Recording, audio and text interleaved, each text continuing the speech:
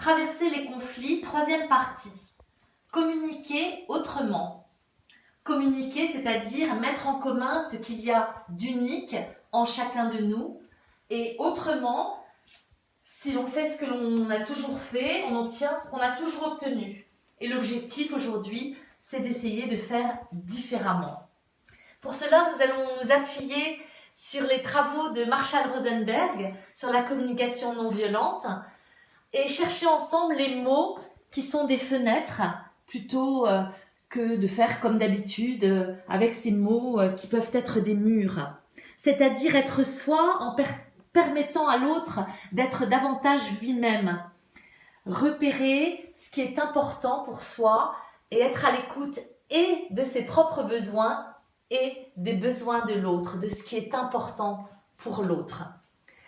Ce processus de la communication non violente a 4 composantes. O, S, B, D. O comme observation, S comme sentiment, B comme besoin et D comme demande. Tout d'abord, l'observation.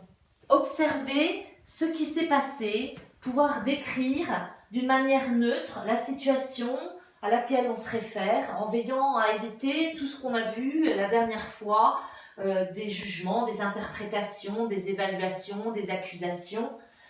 Chercher à être le plus neutre possible, utiliser nos 5 sens pour cela et repérer. Par exemple, tiens, quand j'ai vu que mon portable avait disparu, c'est différent de dire « Ah, t'as encore pris mon portable !» Et en fait, on va passer ensuite plus facilement du côté des ressentis qui seront soit des ressentis agréables, soit des ressentis désagréables, puisque effectivement, il n'y a pas de ressenti positif ou négatif et il est bon de savoir ce qui nous habite. Parfois, c'est le voyage le plus difficile, de passer de la tête au cœur.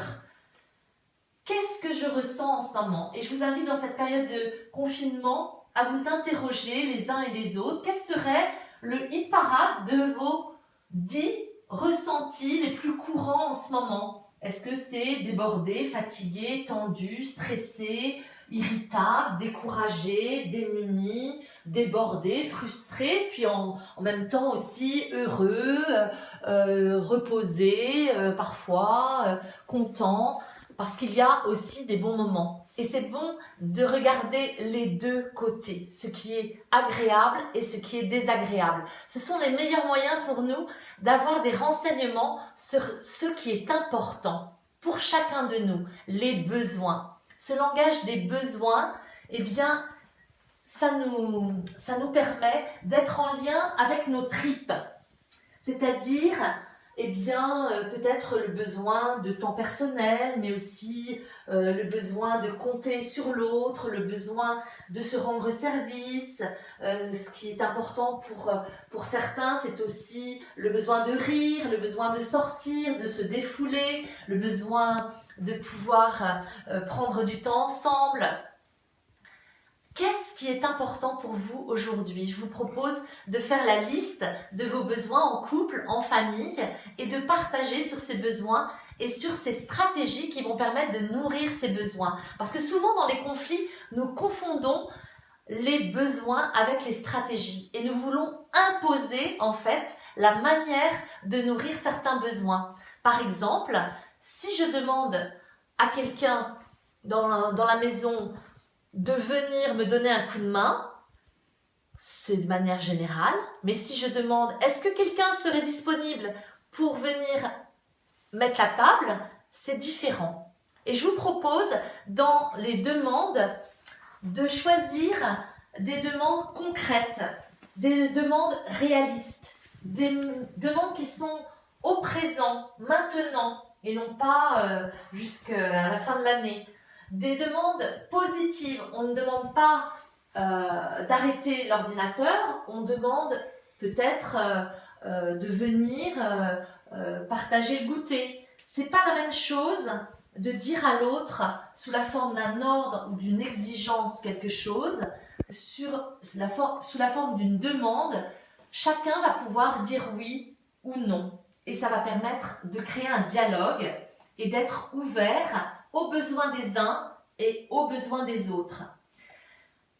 Pour vivre ce processus, eh bien, nous avons la possibilité de repérer qu'en nous, il y a tout ce qui se passe dans notre tête, au niveau des pensées, au niveau de nos fonctionnements sur le plan mental, et puis tout ce qui se passe au niveau de notre cœur, mais aussi de nos tripes. Et pour passer à l'action, eh bien, nous avons besoin de stratégies, de manières de demander qui ouvrent à la négociation.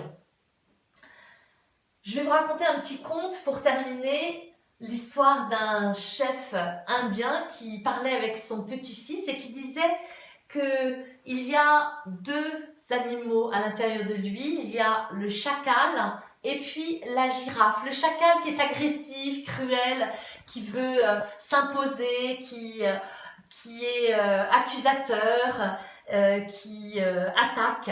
Et puis la girafe qui a un long cou et qui regarde les choses avec hauteur, bienveillance et beaucoup de recul et qui a le plus gros cœur surtout.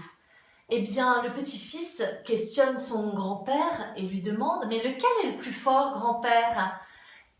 Le plus fort, c'est celui que tu nourris. Et donc, je vous invite aujourd'hui à